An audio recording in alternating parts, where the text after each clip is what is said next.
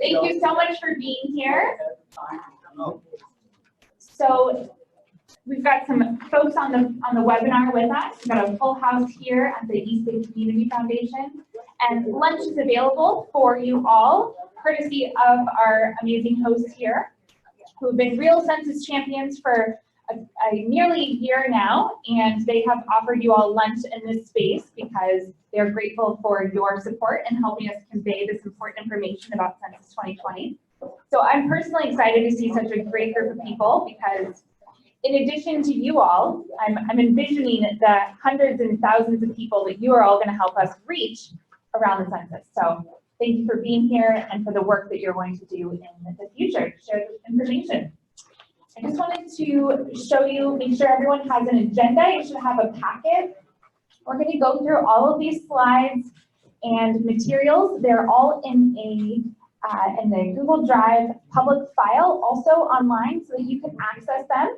The goal is that you walk out of here with a set of slides that is appropriate for your organization and the places you're going to be doing outreach. So that's why you'll get the PowerPoint version, and you can cut out, you can see there's some duplicate slides there, but intended for you to be able to customize that for your presentation. So starting with this first page, you could change the title. You would want to enter in this highlighted section where you are presenting to, possibly the date, and you can move things around. But we are equipping you, so we are needing your feedback as to what else you need. We'll collect a little of that feedback at the end. So we are going to, I want to help you out as you're preparing for what your introduction would look like at your presentation, that you would want to start by introducing yourself, maybe explain how you're connected to the subcommittee, to the census work. That could be you're a member of a specific subcommittee. We have about 15 of them. You could be a grantee receiving grant funds from the East Bay Community Foundation or Alameda County or the United Way of the Bay Area.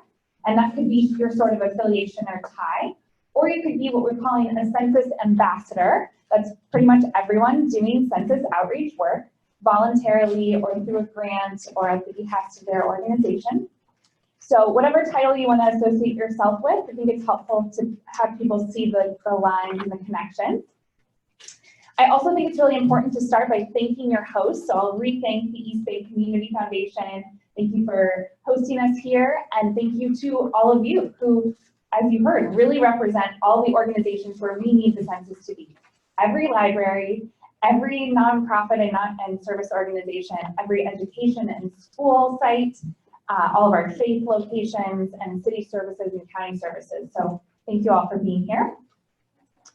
So say, for example, you were presenting to a commission, you might want to be very deferential and thank your commissioners for their service and for their time and for everyone for being committed to a complete count.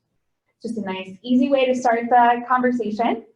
And I also encourage you to set a process for taking questions, having given about 80 of these myself. I can tell you that depending on the size or depending on the flow or depending on your preference, you should set your audience's expectations on when they should ask questions. So in our conversation today, since it's intended to be very interactive and we're going to be jumping into parts of what your presentation should look like, I very much want to take your questions as you come up with them so that you can stay with us and not have to write down a set of questions for us to get back to later. Let's stay focused on that question at that time, that relevance. But if you're giving a conversation and you want to ask them to hold their questions till the end, or if it's a larger group, or you want to have them write it down on paper. Additionally, we have started this bit.ly account, which you can see here on the last check mark. So submit via online Q&A link. So it's bit.ly/census 2020 FAQ. That goes directly to our office to make sure that we can support you in finding those answers. So that means we're actually going to probably direct them to the state and the county, or excuse me, the state and the Census Bureau folks to get answers and respond back to you and help us develop more of an FAQ and documents that can be available for you all. So this is also helpful if you are the only one presenting, you don't have a lot of assistance, and you don't want to be sidetracked or writing down the questions on the side, but you want to have people be able to submit them in real time. So if that website can be helpful, I would suggest putting that into your slides and making it available as folks have questions.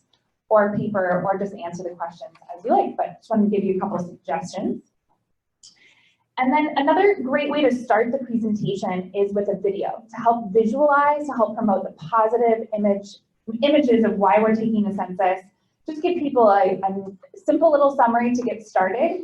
So far, we have created one. We did that for the countdown to the census day, so it was ready April 1st of this year.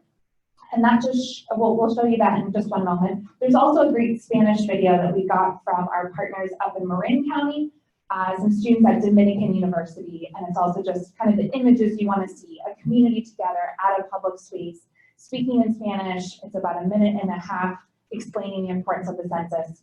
So we'll take a minute and maybe go through both of those real quick. And the links are here for you, and you'll have access to those as well.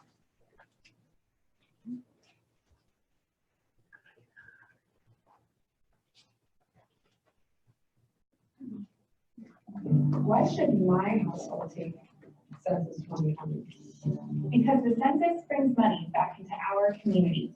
Healthcare, housing, education, transportation, social services. In 2020, all Alameda County residents need to complete the census so we receive our fair share of the federal funding, which is distributed based upon the census count. Thank you for completing the census. Gracias por ser contado. Thank you for getting counted. Thank you for getting counted. Oh, dear, the Tommy. Thank you for getting counted. Thank you for getting counted. Thank you for getting counted. Everyone counts in Alameda County. Everyone belongs. For more information, go to acgov.org/census2020. Great. You might have seen some familiar faces in there. Our outreach manager, Alessia, sitting in my dining room with my dog and my dad, showing the importance of taking the census as one address, everyone who lives at that household. And you can see, listen to a lot of jazz there. And also, let's see, you also saw the actual service providers. So the food bank opened up their space for us, Alameda County Public Works, some of our elected officials, staffers acted as doctors. So that was just, again, a 1-minute video that you can put on your websites and social media now, and can also be just a helpful tool to give a quick summary to ground people on what we're talking about. So next up is our Spanish video from Marin County.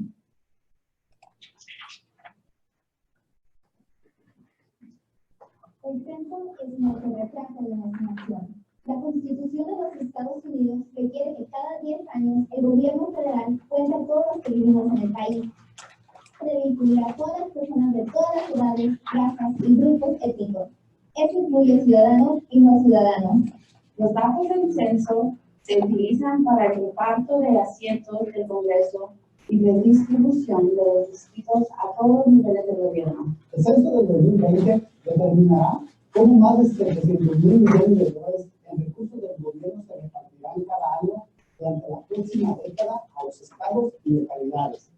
Estos programas incluyen Medicaid, programas de asistencia nutricional suplementaria conocidos como SNAP, sección 8, becas del título 1, programas de seguro estatal para la salud de niños y Head Start. Los datos del censo se utilizan para determinar dónde el gobierno debe construir escuelas, carreteras, hospitales, guarderías, centros de mayores y otros servicios. Más que nada, un conteo preciso ayuda a garantizar la aplicación de políticas de derechos civiles. El censo es el color de nuestra democracia. Asegúrese que su voz sea escuchada. Participe en el censo el 1 de abril de 2020. Comparte este video y hagamos que todos los miembros de nuestra comunidad sean contados. Participemos por un cambio.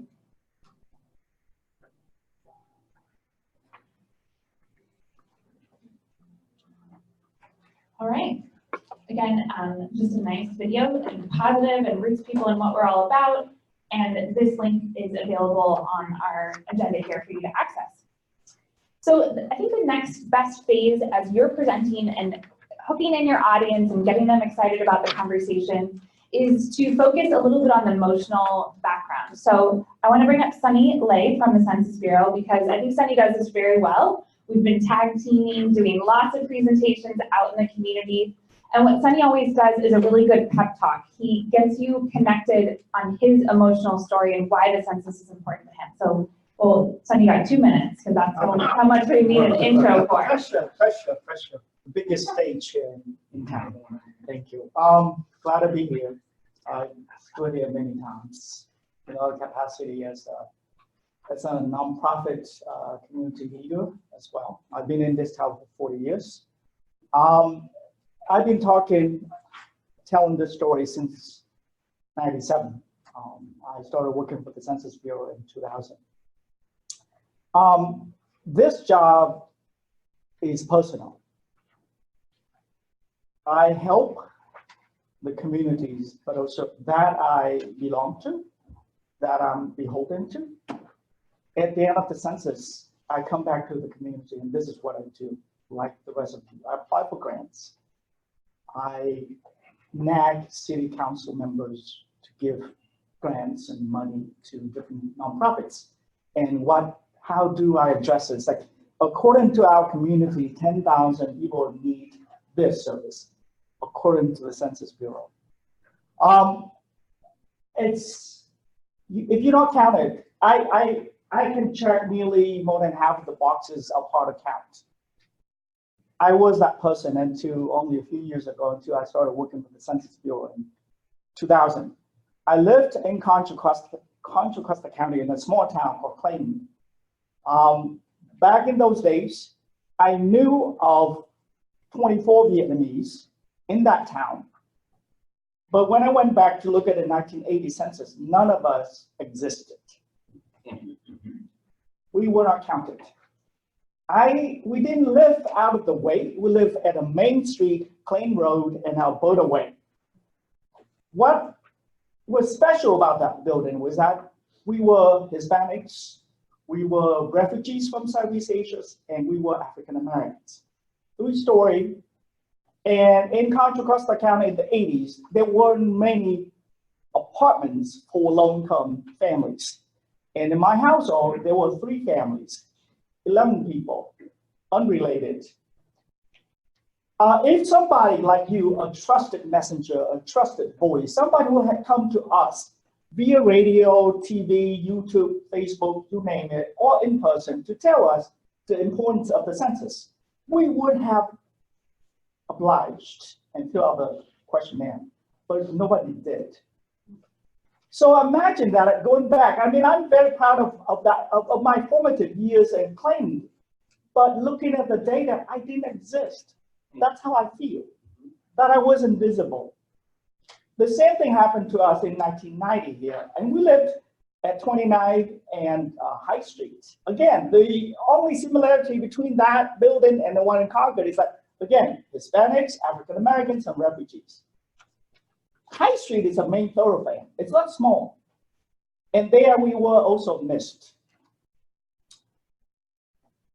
Was it out of neglect, ignorance, or just lack of empathy from the powers that be? You name it. But since I joined the Census Bureau in 1996, this is all I do. I implore you, like Casey has made the case many times, that is more than just $1,000 or $2,000. It's about more than representation. The census itself is the most open and democratic process there is in America. You don't have to be citizens. You don't have to be a legal immigrant. You don't have to speak English fluently. Whatever the status is, if you sleep and live here, you are counted.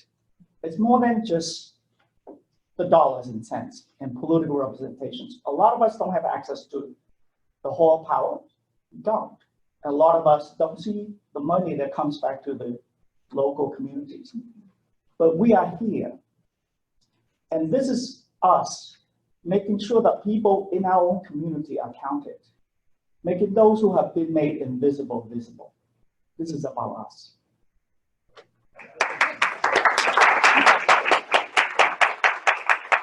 Yeah, or another way of saying that could be, if you're not counted, you're counted out. So that is a great way to explain Sunny's story. If I were to take off my hat and not be working for Alameda County at this time, I've worked on political campaigns, I've been active in my community as a former teacher and neighborhood groups. And I would say as just an advocate, that the census is really an important tool for addressing the inequality that we see in our community that we're trying to address. And that's because the census ensures the resources and the political representation for every community member that we all deserve those resources and that representation.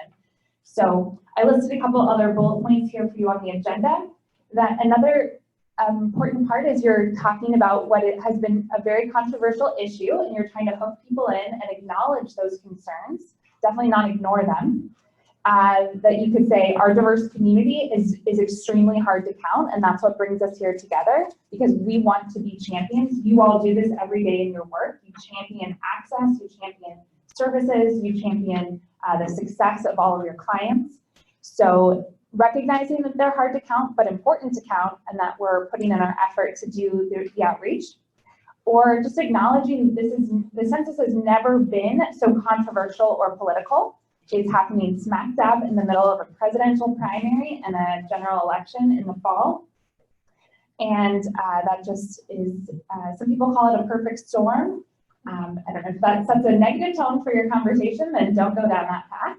But I just put a couple of thoughts out there for you, but I encourage you to have some type of hook to bring folks motivated, and you want them to leave also motivated. So start with that. Yeah, Alicia. Quick question. I have heard a little bit that the term hard to count, like it's one thing to sort of use it in this room, or like to use it when we're talking to funders, or we're talking to other organizations, but in terms of talking directly to constituents or to people, that term can be sort of like civic engagement. It's something that doesn't necessarily mean something. It's something that also can be even off-putting to say people are hard to count. Is there alternative language in terms of like talking directly to the public that could be used, like we haven't always been fully counted, or something like that? Are there alternatives? Alicia brings up a great point about the making sure that hard to count doesn't sound demonizing, or that it's somehow on the people that they're hard to count, because that's actually not the issue at all. It's exactly the system is not adequately making the effort to provide that access. Yes, thank you. So I've heard historically undercounted, or there have been high barriers to participation in the past, or important to count, or those are some alternatives. And I definitely think you're right, that there's some language we use inside this room and some language you'll use differently, whether you're presenting to the general public or you're presenting internally to your staff, etc. So thanks for the great perspective on that. I think it's important when you do a presentation to make sure everyone's clear on the objective. So today our objective is that attendees will be able to demonstrate their knowledge and develop a plan for their own census presentations. Another way you could outline what this is going to include, say you're presenting to your staff, we have some information about the census right now that we can provide. This is not the presentation though that's going to help you guide someone through the census form. We won't need that, frankly, and we won't have it available until next year, because we need to do that closer to when the census can actually be taken. Now we are just motivating people to participate, encouraging them to be census ambassadors, dispelling some of the myths they may have heard, or just providing a deeper debrief on that. So you could outline it like that potentially for your audience. You're saying, we're going to present to you, the staff of this organization right now. Here's what we know about the census. Here's what our organization is going to do. And then we'll come back to you in the spring and walk you through exactly how to walk your clients through the census and to encourage participation and more of the granular details. Like, we don't know where the addresses of every census assistance site is going to be, but we will in the spring, and we will make that very accessible to you all. But this is just the background information. All right. All right, so now I'm going to jump into one slide on the census. I want you to write down what resonates with you in how I'm offering this presentation, this one slide. We'll do the same for a guest presenter in just a moment. And you can also think about how you would tweak what I say. You understand the communities that you're trying to convey this information to, so we entrust you to translate that to, facilitate that in the best way possible. All right, So why does the census matter? It matters for three important reasons. First, it's our demographic data. It tells us who our community is. It tells us where our needs are, where the trends are, where things have changed over the last 10 years. And it's really important to have this baseline data in order for us to address equity. We need to know where our communities are, what languages they speak, what their needs are, and the census is the best form of data because it counts every individual in the country. And secondly, the census is vitally important because it determines our representation and our voice really in Congress. And the representation is at the congressional level. It's a division problem based on the number of people in each state and the 435 congressional representatives that we have. We want to hold on to every single representative we have. Can someone correct me in this room? We have 53 congressional representatives from California. All right, so we want to keep every single one of them. And should California have a significant undercount, we are at risk of losing a congressional representative, which would not only lose some of that power and voice, but we would have to redistrict the entire state to only have 52 representatives, and that would be really extremely detrimental. Also, the census data is what we use to redistrict in our legislative districts, supervisorial here in Alameda County, as well as many cities like the city of Oakland. So we need accurate data to ensure that each community group is represented with adequate representation. Additionally, the funding is very important. We can put a quantifiable amount that is approximately $1,000 per year per person.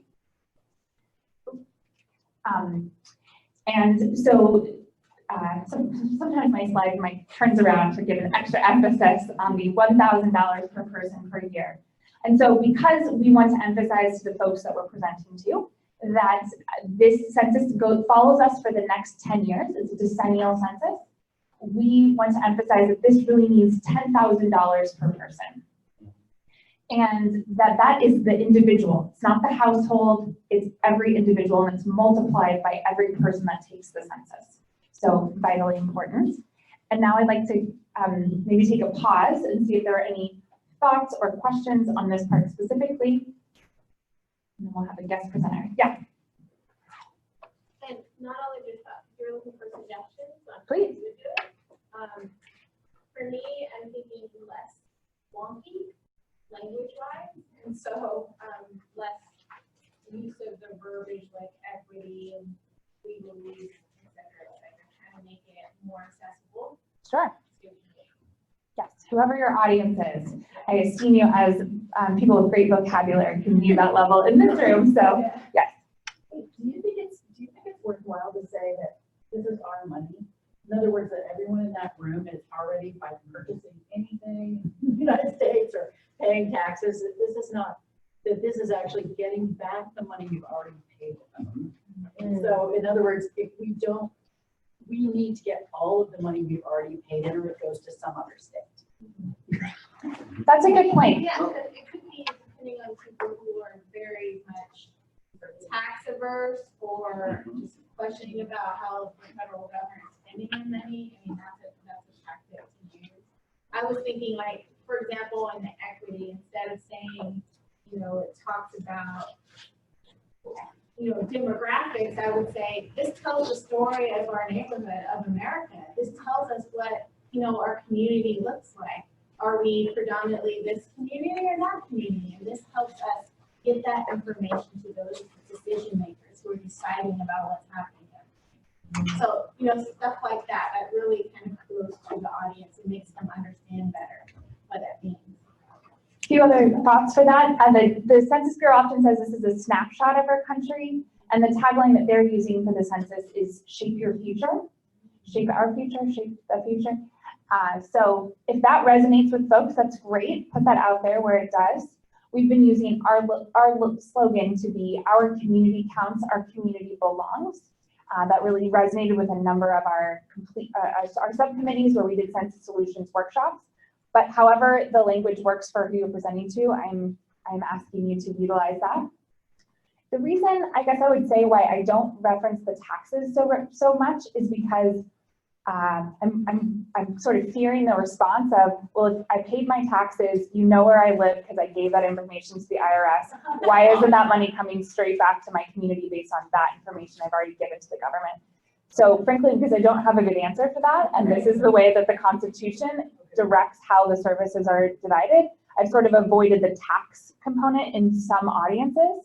But I do know that the Rainbow Push Coalition, another big census supporter, is saying we have to fight for the resources we deserve, and I do think that is language that resonates. So, yes, Michael.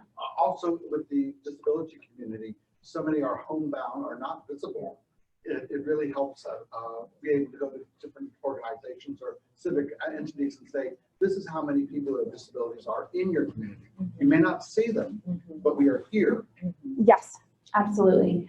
And as we'll get to the census form, which you should have a copy in, the decennial census is not going to ask that question about your disability status, but we do collect that information in the American Community Survey. And that happens every year between the two decennial census.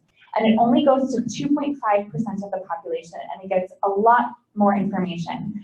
Alessia, our outreach manager, got it, and I think she said it took an hour. It was about 60 questions, so it's much more comprehensive.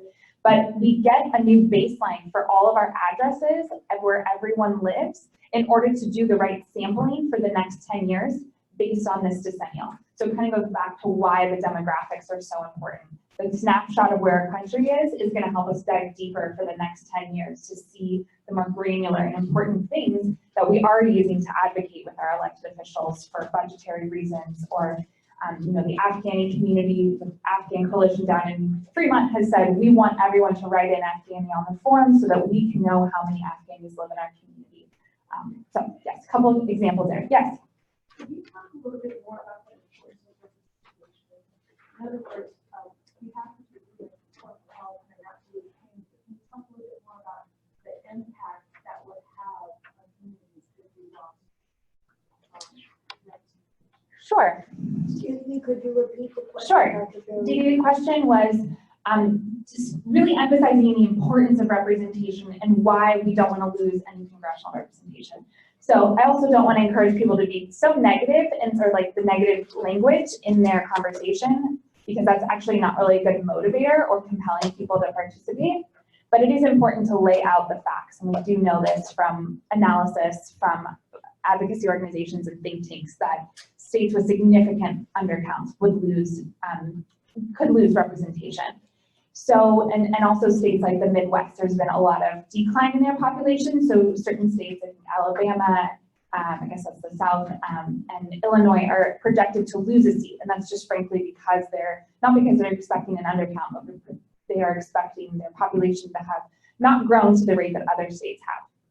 So losing political representation frankly means you lose your advocate fighting for the needs of your community in DC. And they are fighting for grant dollars to come back to their communities. Having worked for elected officials myself, we can point to those couple examples, but there are others to help them out. So they are advocating, they're putting your community's needs on the map in the media, in social media, in just advocacy that they're doing generally or on the floor of the Congress. So that's where voice, I think, is a good image to show what that really means. So hope that answers that okay. Great. All right, so we're gonna have a guest presenter here on the next two slides. She has graciously offered to help present for us. And this is also where I want you to think about how she conveys it, and we can add some thoughts on it afterwards. So Alex, Alameda County Community Food Bank Government Affairs Director, Alex Foskowitz. Got a promotion there. Awesome. Hey, good afternoon, everybody. Well, this is probably my third time. I'm not at the 80 count just yet on census presentations, but I have been talking to the food bank about the census probably well over a year now. So I'll do my very best to give you a shot. Next slide, please. Awesome. So Casey already touched on a few of these points about how the fact that 60% of our state and federal funding comes through the census because of that sheer count. And I heard some feedback about not using wonky language. So I'm a big Warriors fan. I'd like to refer to the census as a triple double of data, dollars, and decision makers, right? I think we can will hopefully relate to the Golden State a bit easier. And at the food bank, this is incredibly important, not just for food resources. Are folks here familiar with the public charge rule? Yes. Okay, right? So our clients bring their whole selves to us. And if anything, this current administration has been a lot of fighting around loss. And I think the census provides a great opportunity to affirm where we're at and what we deserve in our community, right? And that's everything from emergency food assistance to WIC to school meals. And I'm just staying in the nutrition category right now. Again, Casey already touched on the fact that it's a loss of about $1,000 per person per year. And I think in a helpful framing in all this is these are shared community resources. We use the same roads. We often use the same hospitals, right? And we're all humans and we can all potentially fall on bad times, right? So the census brings us all together. So for 10 minutes of completing that form, you could bring $10,000 to your own personal safety net, right? Almost like an insurance policy for yourself and your community. Next slide, please. Thank you. The 10 minutes, $10,000, that's totally this team. Our librarians are also really using that too. Oh, yeah. Oh, thank you. Since it goes into one. Okay, so again, I mentioned that the census touches the whole self. So I went over some nutrition programs, right? School meals, WIC, emergency food assistance, SNAP, which is currently also under attack right now. Trump administration is trying to make the program less accessible. Additionally, we have funding for housing here on the right, the low-income home energy assistance program, Section 8, shelters. I don't have to explain to this audience about what's going on in California and the Bay Area around housing. And again, we're all humans. You never know what's going to happen. So again, think of the census as your insurance policy, right? And transportation. I know it doesn't always show if you're an Oakland resident, the investment in transportation and roads. But those are really important dollars, and it's not going to get better unless we count the number of people who are using them. And education. This is particularly personal for me. I have a 3-year-old, and I want him to have the very best future, and I want every child to have the best future. For some children, that means getting going in Head Start. For other children, it's a Title I school provision, aka schools that can leverage additional resources for kids who have not been given the same shot at life as other children of privilege. And then also special education. More often than not, we're seeing more children with special needs in our public school system, and we want to make sure everybody's covered. So census touches a lot. Don't forget, triple double. Okay. Yeah, or I'll add one, strength in numbers. Right. Yeah. Oh wait, we have a gift for you. You get your very own census mug. All right. Use this every day. Promote it to everyone you interact with. Great. Any feedback on Alex's great 2-slide presentation? It's really good. Yes. I like how you included special education because that covers a multitude of people with different disabilities. And I can say from my personal experience, if they hadn't had the ADA and other laws, I would never have been able to finish college and grad school because I needed a writer to dictate my exams. So great. Without the ABA special education, even through grad school, I would not have been able to get my master's if ABA, because the state of California has had. Exactly, and then special education is providing you that access. So great, thank you for that idea. The 2 things I wanted to point out here are that if you were presenting to maybe a group where these services are only accessed by some of the community members, so maybe the business community, as I'm putting my slides together, I may not emphasize these programs as much because it looks like the census only benefits kind of a small percentage of people who are on public assistance. Again, that's not true for what Alex told you about the highways. It's really the federal highways funding, which affects us all. Hopefully more of that coming in. So if these, logos are not useful for the organization that you're presenting to, feel free to remove it. And I gave you more slides than you probably have time to give in any presentation because I wanted you to have everything and then delete what's not relevant or necessary. How do you, I'm not being nasty, because how does federal highway funding tie into the census? I need someone to explain that to me. So all of these actually have a very complicated funding formula behind them, but it includes the factor of how many people live in that community, which they get from the census. So they're dividing up the federal highways dollars based on how many people live in our community. It's probably more regional, at least our county. So you're saying depending on who lives in the community will depend on how much money they get to fix the road? Is that what you're saying? Exactly. And how many children are in our schools? That's where the dollars go to education. How many families there are, how many people, in the communities for housing dollars and foster care dollars, et cetera. So one thing we also can't tell the public is how many SNAP benefits would we lose if we had an undercount. Say we're undercounted by 3%. I'm not going to be able to tell you how many roads are not going to get paved over. I'm not going to be able to tell you how many reduced dollars we're going to have for the foster care system or fewer Section 8 vouchers. We're not able to predict that in the future. So I would avoid going down that rabbit hole in a presentation that you're giving. But you can just say, we know that dollars come into our communities because of our census count, and here's how it's reflected. And if you have other photos or other things that reflect the families that utilize your libraries, or the folks who are accessing CHIP, et cetera, if there's another way to visualize it for your community, again, feel free to swap out photos, et cetera. Yes? Can we add the healthcare? Is that equal to the healthcare? That's a great question.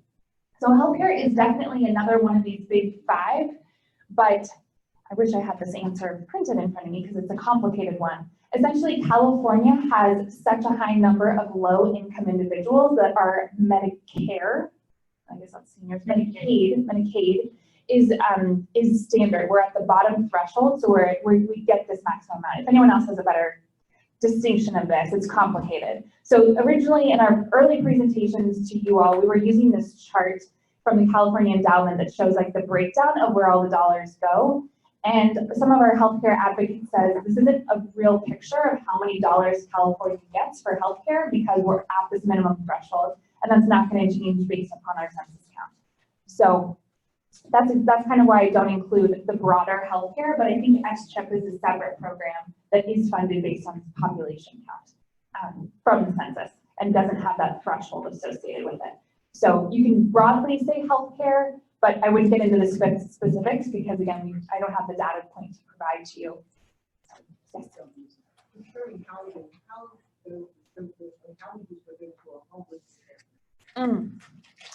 That is a great question, and we are going to, I didn't put too much information in the slides about the homeless count because it is extremely complicated. It is in the works on what it's going to look like.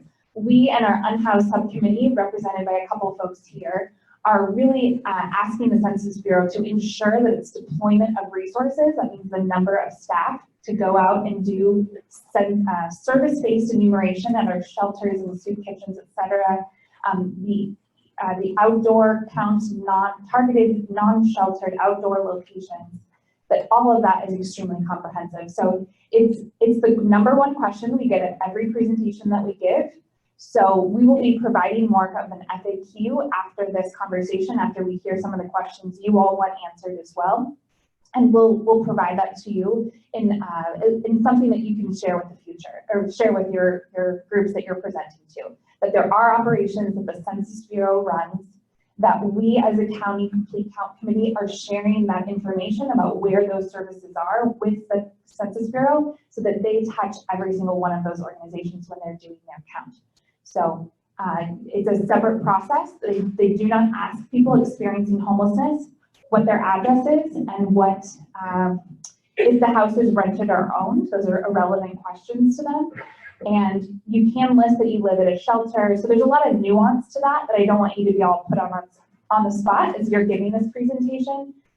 We also know that certain places hosting census assistance sites, like our libraries, we want to empower librarians with a dignified way to respond to an individual who does not have the census and cannot go into the form and type in an address.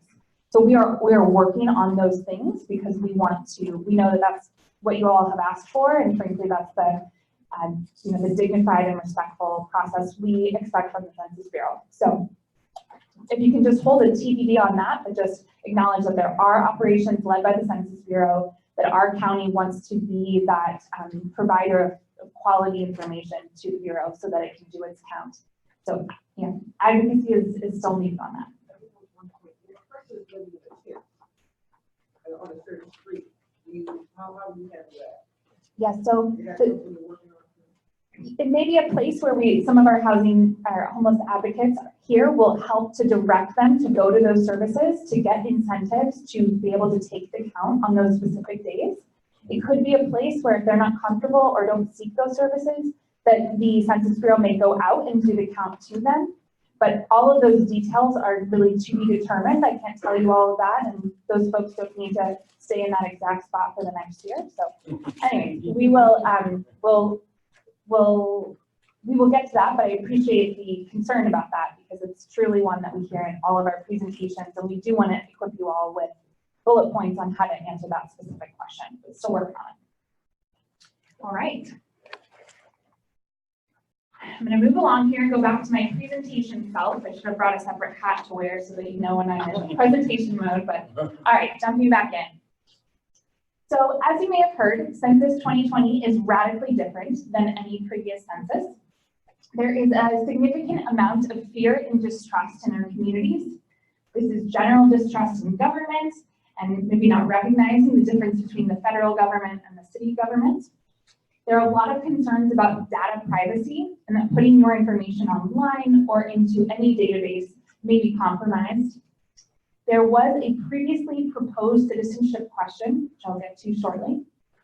And the U.S. Government Accountability Office, the GAO here, is predicting that there will be a 17% reduction in self-response.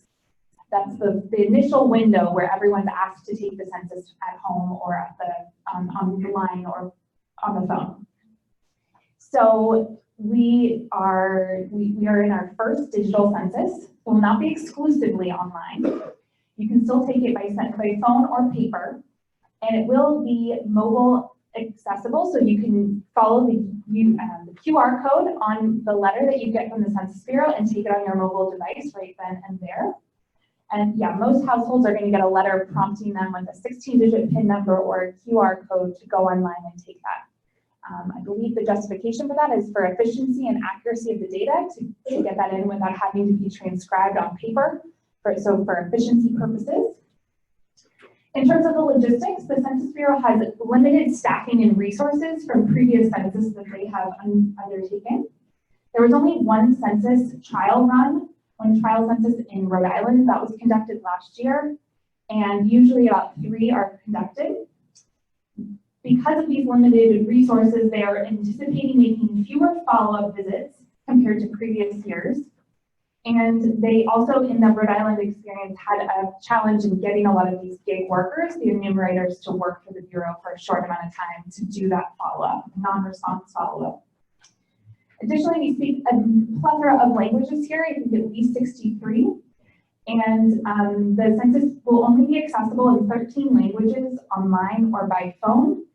And I have the language layout in your slides as well. And so the county will need to supplement the translations, interpretations, and outreach to those language communities. Additionally, this is also an unprecedented census because the state of California, the Alameda County Board of Supervisors, and the philanthropic community, including our host here at the East Bay Community Foundation, have all given an unprecedented amount of money into the census outreach work, and that is truly what we all see as a return on investment. So in terms of the ways to take the census, I told you it's going to be available online, computer, mobile device, and that's in 12 languages plus English. By phone, we've been told that there's going to be 13 different phone numbers because there are 13 different languages where you can call directly and be speaking to someone in those languages. And the paper form will also be available. If you do not respond to the first 3 attempts by mail from the Census Bureau, you'll receive a paper form. And that's expected approximately April 8th, about 4 weeks into the census. And the census paper form is only going to be accessible in English and Spanish if you live in a census tract with a significant population of Spanish speakers. Let's see here. All right, so I think I've explained the ways to take the census. I also copied an image here of the census envelope so that people can start to get familiarized with what the logo looks like, that it reads U.S. Department of Commerce, and it does have in a box there that says your response is required by law. So there is any deadline to receive all the response back? Yes, I'll get to the timeline in just 1 second. So here are important to count or traditionally harder to count populations. We have a map for you, and I'm going to refer to this shortly because I want you all to be looking at the data as you are presenting to an organization. If you're going to West Oakland, you're trying to rally a community group to get activated, you want to show them the census tracts where they live and break them down for them. So we'll get to that shortly. But approximately 26%, a quarter of our population is considered hard to count. And we're the hardest to count county in all of the Bay Area. Okay, so there was a proposed citizenship question by the Trump administration. It was going to read, is this person a citizen of the United States? And as many of you know, the citizenship question is now dead. It will not be asked. You do not need to use my coffin image over the question if you choose not to. Again, delete what you don't like. But I like to emphasize for people that the question will not be asked. There was a lot going on that week, so I have 2 slides here that really describe it in full detail or a shorter version. So this is just an image. We had about 100 people join us on the steps of the Superior Court in June on the day that the Supreme Court made its decision. Thank you for those with us and there in spirit. And this video is also available on our Facebook page if you want to see the Facebook Live video of the presentation and the speakers. And again, we were holding our signs that read, our community counts, our community belongs. So if those 2 slides are relevant, then I would encourage using them. I also have 2 additional slides that explain exactly what happened. It was a little bit hard to follow in the news because there were other ICE raids and other things that the local media was really focused on. And frankly, it was a very bumpy ride. The press conference itself that Trump put on, he was congratulated 3 times, although he was technically announcing that he would no longer be pursuing something he had been pursuing. So you had to kind of be knowledgeable about the issue in order to follow what was going on. Another data point that was of interest was that the Census Bureau's own analysis had shown that they were expecting lower response rates with the inclusion of that question. And they put that report out just a week before the announcement from the Supreme Court. The Supreme Court decision had blocked the question, but left open the possibility that the Trump administration could try again with new rationale. And then for the next 2 weeks, there was a lot of tweets, a lot of confusion, and changes of lawyers, etc. And again, on July 11th, there was a press conference announcing the removal of the citizenship question. He did, however, try to maybe incite even more fear by saying that the Census Bureau, through the Commerce Department, was going to seek additional citizenship information from other departments, like social services or Medi-Cal. However, because the Census Bureau has such strict confidentiality laws, any information inside the Census Bureau cannot be released to other agencies. Not the same for those other agencies that, again, he was pursuing the information from. So again, our lawyers from Advancing Justice, the Asian Law Caucus, listed that these records cannot be used for anything other than statistical purposes. And then again, personally identifiable information cannot be accessed. And I think Advancing Justice has a flyer on the back of this sheet here explaining a little bit more about confidentiality. All right, and coming soon, we're going to be continuing to work with the Asian Law Caucus to have more information available for you. But here's the first iteration, and we have a full PDF document in our slides. Okay, so what is that confidentiality law that I was just referencing? It's called Title 13, and it's of the US Code, which has been around since 1950. And this is of the strongest confidentiality law in all of federal government, stating that it's illegal to disclose any personally identifiable information that's in the Census Bureau. That information cannot be used against the respondents by any agency or court.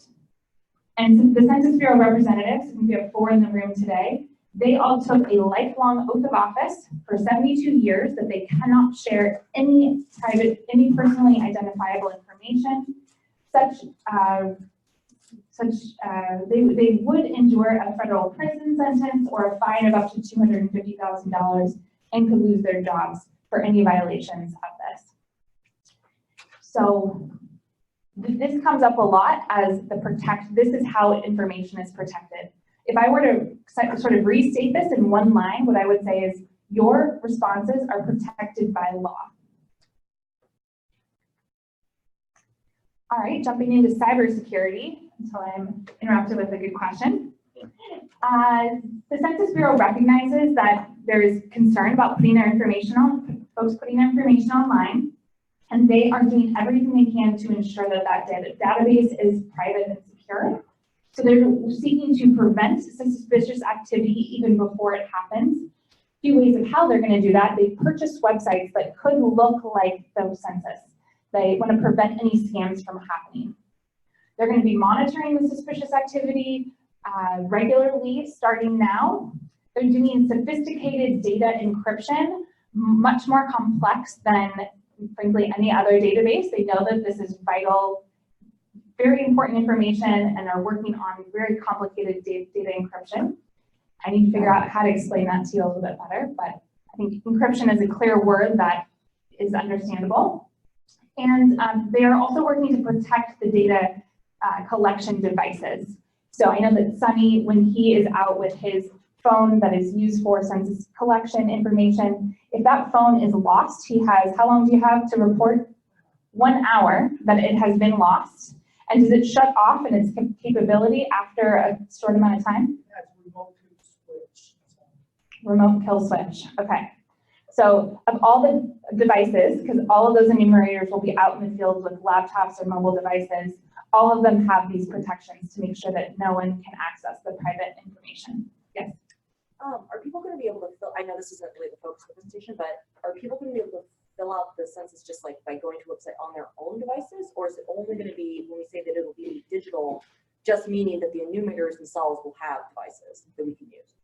Yes, you will be able to take it at home at the comfort of your couch, on your own mobile device from home without ever having to interact with the Census Bureau individual, or any library will be connected straight to the Census website. We hope to be in senior centers, at pop-up labs. We have an RFI out right now seeking for a technology organization to help us bring the technology out into the community. So yes, you do not need, the link is made available to the public, not just the Census Bureau individuals. Also, I referenced the QR code and the 16-digit PIN number, but that is what you will get in the letter you receive from the Census Bureau prompting you to participate. You show up at a library and you are, greeted by a friendly volunteer who wants to encourage you to participate, and you do not have that form with you, you can still take the census without that information. Yes? One fact that might be useful and reassuring to share with your audiences is that the Census Bureau has never been hacked. So they're really serious about cybersecurity. We hope that continues. All right, on the timeline, and I'm just going to take a quick pause, which is if you feel that a different flow of this presentation would be helpful, you can move around your slides however you see them fit. I like to kind of get through all the description and then say, all right, when is all of this happening? So we are in a big planning cycle right now. Our big upcoming timelines is we want to do a lot of census presentations to our activists in the community, our staff that need to be made aware of the census this fall. And then in October, we as the county are responsible to submit an implementation plan to the state. And we're going to be asking all of you, our partners, to tell us where you're going to be doing census outreach. So we have a good pulse for our planning. If you've gotten grant money or are going to apply for a mini grant, etc., we will be in touch with you for you to report that to us so that we can have a good understanding of where all the census outreach is going to be. And frankly, the most important piece of information from this plan will be where are our gaps? Where do we need to augment in the months between October 30th and the census starting on March 12th? Where do we need to fill in those gaps? So please help us with that information. You don't have to tell me the day you're celebrating Census Day or the exact, description of what it's going to look like, but help us be informed so that we can continue to find those gaps, because we're really doing this collectively. So that's this year, a big planning year. And maybe we should have a contest of the number of people we want to be presented to. And that would encourage you all in your presentations to also inform us of how many folks that you've been presenting to. Our office has an internal tracker, and we keep track of all the presentations we give and how many people are there. So we'll be asking you for information. That's really what we're looking for, is this collective impact. How much outreach are we doing as a big group? Next spring, that's January to March, we're moving to an awareness phase. That's twofold. Internally, that's real training for the folks that are going to be guiding people through the census form on how to do that. Lots of trainings made available to you all as census ambassadors. Also just raising general awareness. That's when we want to put up the signs. The advertising will begin from the Census Bureau and the state of California, so people begin to see, oh yeah, the census is coming. The self-response period will start approximately March 12th. That's when mailboxes will be getting those letters prompting folks to participate. And it will run through approximately May 3rd. And the whole activation timeline here, you see March to July, and that's the entire window that you can take the census, and the deadline of July 31st. However, we're trying to promote most of our outreach to happen between the March to May timeline. So that's before enumerators go out to the doors. Again, this is only a 10-minute activity, so it doesn't really need to be prolonged over many months. You can have a window of time that you're focusing at your organization. And Census Day, the Bureau has selected April 1st, not a joke. If you opt to celebrate it on another day, we appreciate whenever works for your schedule, whatever would be best for your clients. We talked about service-based enumeration and how we count people experiencing homelessness or in other types of group quarters like dorms and jails. That happens also in March to April. And then this non-response follow-up period is May 4th through approximately July 31st. And that's when those enumerators are going door to door, collecting responses from those who have not yet participated. And then we get our new statistics in 2021 and 2022 that propel us for the next decade. Questions about the timeline? All right. I listed this slide in your packets. It may be too detailed for the group that you're presenting to, but I do like for people to know what languages they'll be coming in. And again, if there are other languages that you do not see here, our county is required to make sure that there is material available to them. I know that we have Tongan, Samoan, Mien, Tibetan, Dari, at least 5 to 8 languages that we know are not reflected here, and we are working to ensure that there's materials available. So you all touch a lot of our community members as well. If there are other languages that need to be added to our list, please let us know. I would say that one sentence right there, our county is required to make sure every language is covered. Great. A pop of color on that. Excellent. That's a great bottom line. But great. Added to one point about Farsi. I'm doing, Afghan community outreach with the Alameda County District Office. The Farsi in Dari is the royal language of Farsi. So many Afghan community, we speak Dari. Yes. They say Dari. If instead of Farsi, we add Dari, it will be more, Absolutely, and that's why Dari's on our list, where you can see Portuguese is on but here. I didn't see Dari. Yes, this is what is going to be on the language glossaries and video guides from the Census Bureau, and we have to augment and add those other languages. Dari being one of them. I think Brazilian Portuguese also spoken here in Alameda County, but this is the Portugal Portuguese, so we need to augment that as well. And one more thing about our community, the African community, they're minority, but most of them are illiterate. They cannot even, read or write in English, nor in Farsi. Yes. The most important thing through the community TV.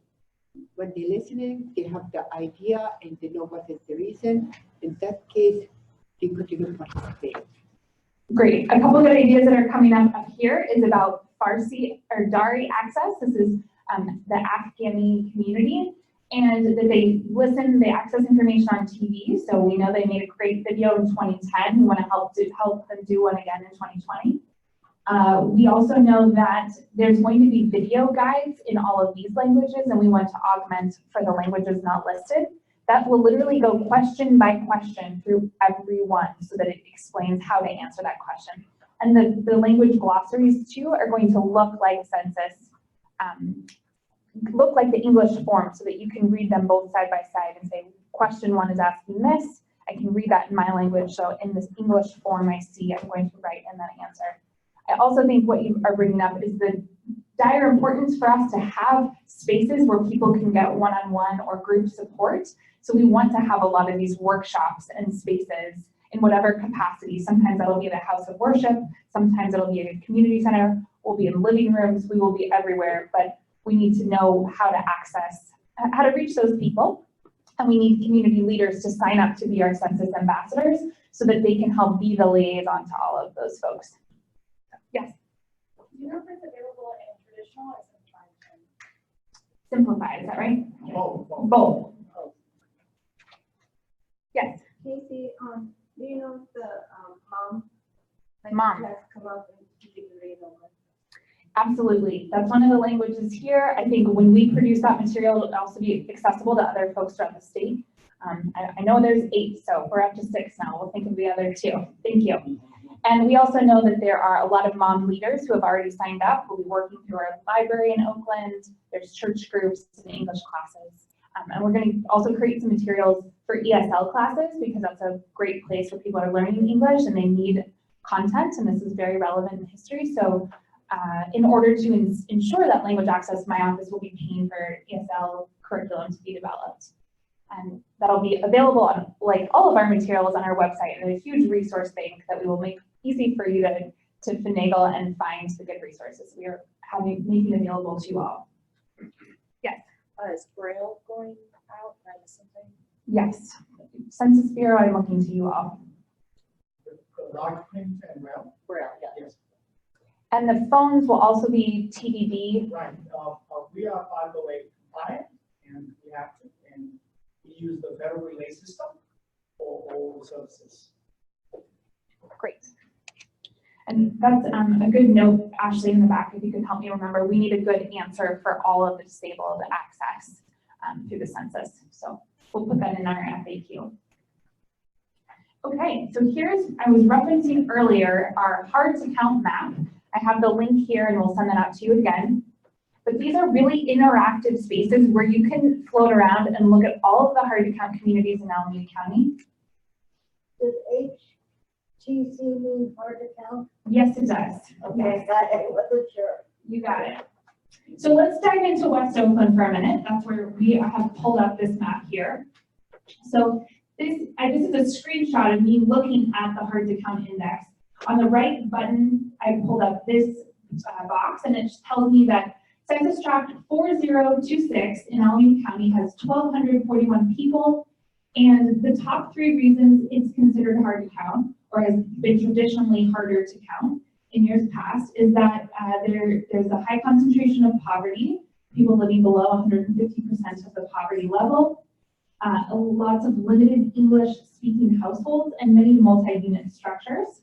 For those of you who know West Oakland, you'll know that this is between the freeway and 14th Street, right across the street from West Oakland Middle School. There's a number of churches I know here. There's a number of senior low-income facilities as well. And you can also zoom down and see what the response rate was in 2010. So this is sort of a treasure trove of information, and that's the link for you to find it. You don't want to use the map that covers the whole country because that's a different data set. We're looking at the most recent. This is 2017 American Community Survey data. And so this is publicly accessible to everyone.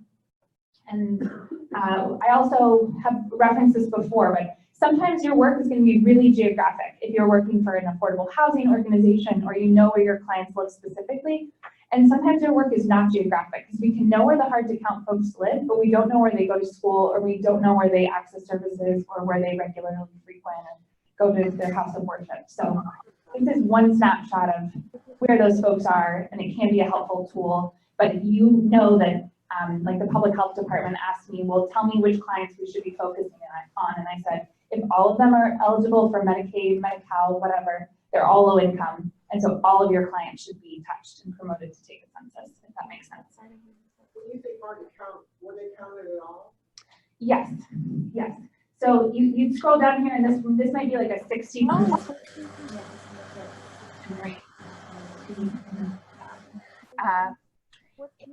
So we don't have great data on our undercount from the last census. I believe that 1 million children across the that's the data point you can know, and that white Californians were overcounted by 1%, whereas people of color were undercounted.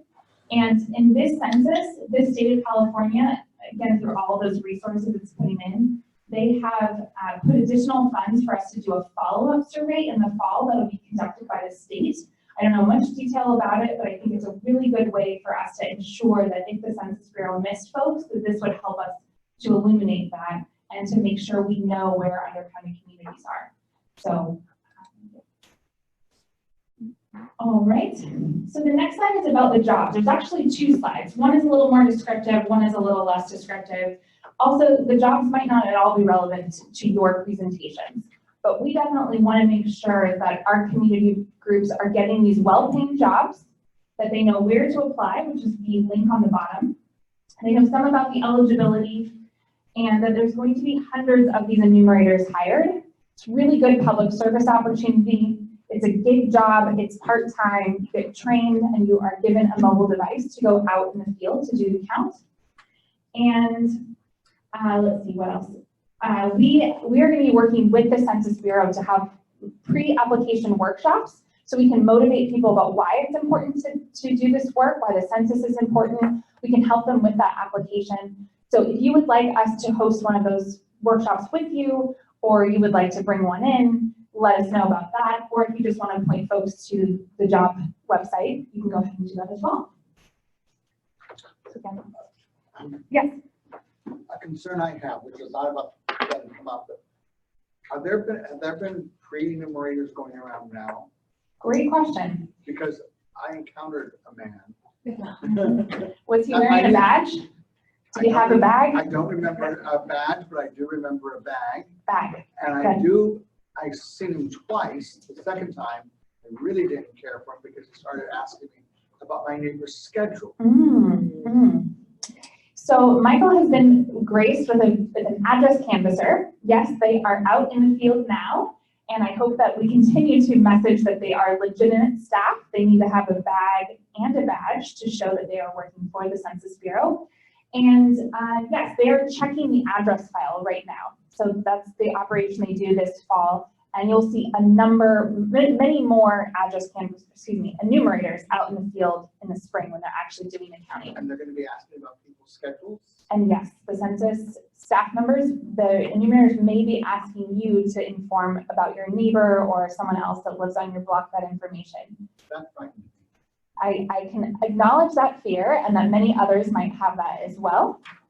And also, like, they do not have a warrant. They do not have anything requiring you to respond to them. Now, when I'm speaking to community organizations outside of here, I don't necessarily like to emphasize that because I don't want there to be an adversarial relationship with the Census Bureau and that they're just trying to do their job, which is to get this count. So right now, to make sure the address file is correct, so we get the forms to every household where it needs to be. So I'm looking to the Census Bureau and maybe partnerships with Nextdoor or local media to get that message out there that these are legitimate individuals. I hope they always are friendly, and, but they don't get hired through me. They're all through the Census Bureau, and but that's a good question. And Michael has just added to your profile of all the things that people might be asking you when you're giving a presentation. Yes. Would there be some way of, or is there somewhere online where it's just like a picture? Like what the badge should look like, what the badge Yes, should that's look what like? I was just gonna say. Great. Because I mean, someone having a badge and having a badge, like what does that mean? Like usually there should be like specific, like there's very specific logo, and very specific like format. Yes, and I think there's actually a video showing a woman walking around with a laptop and knocking on doors. So we put that on our social media, but we'll put that in the bank of resources that you have at your disposal. I've seen videos from the federal government online, but I've never actually seen a picture of what the census badge looks like. Great. In the videos. So Good. that means, I mean, granted, you don't want to show the person's face, but it would be helpful if we saw a picture of what the badge looks like, so we can share it with people, so they have some clue as to what might be legitimate. What Exactly. might be fake. And advertisements, et cetera. So any resources that the Census Bureau has on that, if you could make sure you send those to us too, so we add to the file. I'm not sure in this specific instance, but I know that there's some concern that if you know what the badge looks like, then it's an opportunity for people with nefarious intent to be able to copy it. And so that information may or may not be easily accessible or available for public dissemination. I'm not sure. Okay, but the bag would be in the description. But They also promote the phone number that you can call if you'd like to report something suspicious. Again, we don't have a lot of time for that, but should you have some real legitimate concerns, please do raise that. We do not want fear tactics out there or people to be scared before we even get started. All right, so I have shown you all this symbol before. I kind of see it as our mission statement for us as champions for our community, holding up our shield and trying to get our census job done. If this symbol does not work for you, please remove it. Just delete it out of your slides, but this is how I kind of visualize the work we're doing. We're providing information, we're equipping our trusted messengers, and we're weaving into the fabric of how all of our programs work. Again, this is kind of how I break down what our job is at the county or maybe with your institution. If you're not going to emphasize a lot about what Alameda County is doing, you can remove this slide. I just wanted to offer that to you all. And also this slide is probably a little complex as well, but it just shows the outreach framework, our plan of outreach. The communications, training, and materials, these three on the right, are the responsibility of the county. This is what our office is creating for you. All the comms, the language, the talking points, the blurbs for your newsletter, all the trainings you're going to need, how to open your questionnaire assistance center, how to secure it, how to hold an event, working with the schools on how to host a census week. And the materials over here are also what we're going to be equipping through our trusted messengers and census ambassadors. When you sign up to host a census assistance site, we'll know that we need one banner, one binder, one census ambassador t-shirt, and all those things to be available when you come to training with us in January through March. We're going to make it nice and easy, so we're going to have a lot of these things to deploy out to the community. And also, the last one here is direct outreach. That's where you all take the lead, where the census Sabbath happens, where the questionnaire assistance site is going to be set up, who's going to be adopting that block, etc. So I created this slide when I went to the Oakland Rotary, and I talked to them about breaking those two things down and put the three that we're responsible for in the Alameda County Census. We're not an office, not to be confused with the Census Bureau who has the offices, but the county's office. And over here on the right, this is where we're emphasizing the direct outreach. So because I was trying to eliminate for the Rotarians where census work would be happening, I gave them a few examples. I said, perhaps you'll volunteer at a census assistance site at a library, or perhaps you'll put a bookmark in the kinder book distribution that they do, because the Rotarians are getting books out to lots of schools. Or perhaps you'll have a census party or happy hour. So I tried to give examples when I was giving this presentation, promoting that those folks would participate. If that can be useful to help visualize for folks. I also want to continue to visualize and help people see where the census is going to be. So gave a few examples of libraries for our census assistance sites, workshops in multiple languages, or that census Sabbath events will be happening at houses of worship. And where else? We're promoting folks to participate in promoting that folks participate as census ambassadors. I'll get to that in just a second. This is another open-ended slide, just emphasizing that we're counting on you. If at the end you're going to have a call to action that encourages them to participate in the census work that your organization is doing, or you're pointing them to the county's census ambassador program that will process all of those applications and be in touch with you if you're looking for volunteers to support your outreach. Our staff, your questionnaire assistance center. So I listed these options and noted that the timeline for the census ambassador application is going to be September 16th, and we'll wrap that up on October 29th, so we can include all those folks in our implementation plan. And this is just a slide that breaks down kind of what that looks like, and all the information, when it's ready, will be on our website. And you'll be getting an email from us as well, telling you that it's census ambassador application time. Just to note, if you have a grant or you're already doing work through maybe your county program, you don't need to fill this out necessarily. We just need to know who the census liaison is for your site. But and then for folks who want to apply for mini grants as well, this is how they would do that. They would sign up to be a census ambassador and then note that they have a financial need and lay out what their proposal is to do with the mini grants of under $3,000.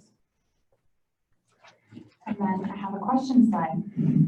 That was a lot of information. I recognize we are at the end of our time, but I want to be available for additional thoughts and questions.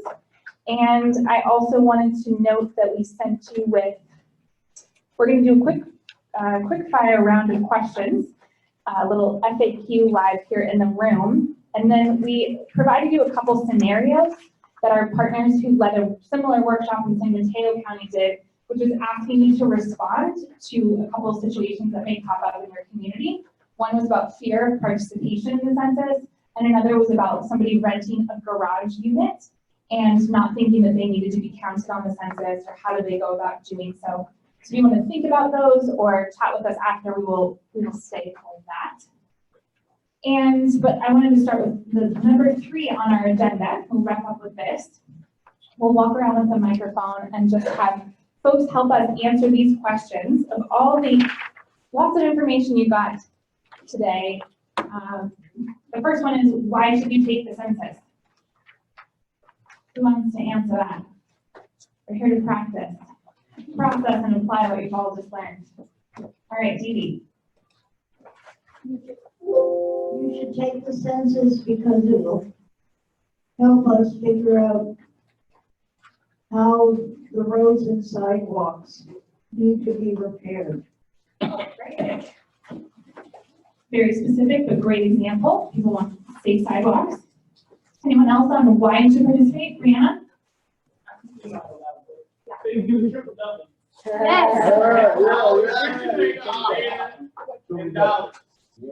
got it right. You got a decision maker. Decision makers? Data, dollars, and decision makers. Great. Strength and numbers. Yeah. All right. Thank you. All right. So would someone like to define a hard-to-count community? I represent Nepali community, Nepali language speaking community. Now we have like more than 30,000 Nepali communities in the area, but most of them are asylum seekers. They fear doing this kind of thing because they don't want to give out their information because of the current political situation. Yeah. So for me, as a office worker or as a community leader, they trust me. They are like ready to do this kind of provide this kind of information, but I feel like saying that your information is so how do I, like, how confident I can be when I go out and do the outreach? Sure. So great segue here to talk about the data protection. So Title 13 is that law that protects anyone from accessing the personally identifiable information of anyone in the census. Yes, we're under unprecedented times. This is where that fear and distrust really comes in. But the information will be protected within the Census Bureau. And again, that means no agency. So we like to call out a couple of agencies that might be particularly concerning to the populations we're trying to convince to take the census. That's ICE, That's the IRS, it's law enforcement, it's your city zoning or planning department, that you may be in an overcrowded household and not want to participate. None of those institutions can access your information. I would also caveat that the legal community, who is very active on following the citizenship question, they are poised and ready to monitor to make sure there are no breaches of this information and that they are ready to protect anyone who feels that their information has been violated by their response to the census. I recognize that that may not be the best thing to start with in talking to someone. You do not need a lawyer to take the census. We don't want that to be the message. But the legal advocates are ready, they're following this, and they are monitoring to make sure that no one's information is shared. And as we heard from the Census Bureau, they said that there's never been a hack of information and access to that. So I'll give two quick examples. Maybe you've heard this from me before, but when President Truman was renovating the White House and he needed to move into another neighborhood, he asked for the Census Bureau to share with him who lived in that census tract. And the Census Bureau refused to do so because the law was enacted for Title 13 and they were not allowed to share that information. That example doesn't always resonate with people, but it potentially could. I think there's also another example in Colorado where an FBI agent was really trying to find information. They knew where the person lived, so they went to the Census Bureau and said, give us the information on this address. Census Bureau refused to do so. So we have those two examples to share with you all. A few more questions. So how do you take the census? And I'll answer this one together. Online. By paper, yes. Before those enumerators get to your door, you can take it with them. And what questions does the census ask? We didn't quite get to this, but I want to call out that we are leaving you a copy of the 2020 draft form. It's blue, and that's what the form will actually look like. And that shows you all of the questions. Monica. How many people live in your residence? How many people live in your residence? Oh, that's one of the questions. Thank you. Oh, I thought that was your question. Yeah, it was my question. Give me questions. Good. How many people live at that residence? What's the date of birth for that individual? It does ask about your phone number. The Census Bureau folks have told us they only ask because if they need to follow up with your address to figure out if there's been an error or a duplication. It asks about whether the house is rented or owned. It asks about sex or gender, and it asks also about race and ethnicity. And so you can see the questionnaire. And for the first time, it gives same-gender couples the opportunity to be counted. That's right. Because it asks about your relation. Just to clarify, on this first form, this is as if you live individually, just as yourself. So it doesn't ask about your relation to anyone else. But if you see the full form counting the full 10 people and up to 10 slots in your house, they would provide you with that exact option. Yes? We have a lot of problems with our race and ethnicity of the Afghan community. Yes. What is the consideration when we work elected information? So on that, if you want your ethnicity to be specifically counted, you should add that into the category. So for example, I might mark white, but Norwegian as my ethnicity. Or in your case, you would want to put in the other category, Afghani. Afghani? Yes. We are considered as a white, but now we have to just put white and then put Afghani. Yes. And we will have a lot more specific information provided by each ethnic group as we get closer. So let me follow up with you separately about that, but it's a good question. Yes. If people don't fill out the form completely, do they still get counted? So like, for example, like specifically date of birth and phone number, people don't want to give that information because given how things work these days, that actually would be enough to actually, if the database were breached, to track people back to the rest of their information. For example, do they still get counted? It's a good question. We will have more granular responses for you in the future, but we were asked this when the citizenship question was being proposed. Right. And what we were told is that if you skip a couple of questions, threshold not identified, so I can't give you a straight answer right now, that your census would still be valid. I also heard that if you go to take it online, you'll be prompted twice saying, hey, you missed question 7 about date of birth. But you would still have the opportunity to hit submit on the 3rd attempt. So you could get a follow-up call still. You could get an enumerator at your door. But that's what we've been told. And this is a little bit more detailed on the taking of the census, but we will be sure to add that to our FAQ. Is the date of birth on the Date of birth, yes. All right, and the last census question we have for you today is who should take the census? Everyone. Everyone, every adult, child, and baby. No babies are gonna get skipped this time. And yes, everyone. That means grandma living on the couch for a couple months. That means person renting out the back house. Everyone needs to be counted. So we will be following the data in real time as it comes into us and equipping our trusted partners and leaders with that information on a regular basis so you can see how we're counting up towards everyone. So thank you very much for your time, attention, for getting these presentations out there. We have a little feedback form for you to fill out so we can help you to do this outreach.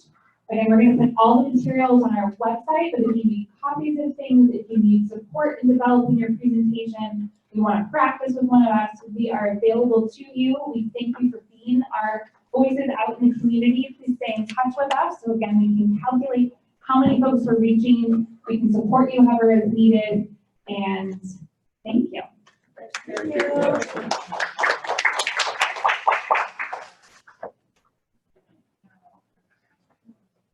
For all the great questions. Okay, let's get you a form.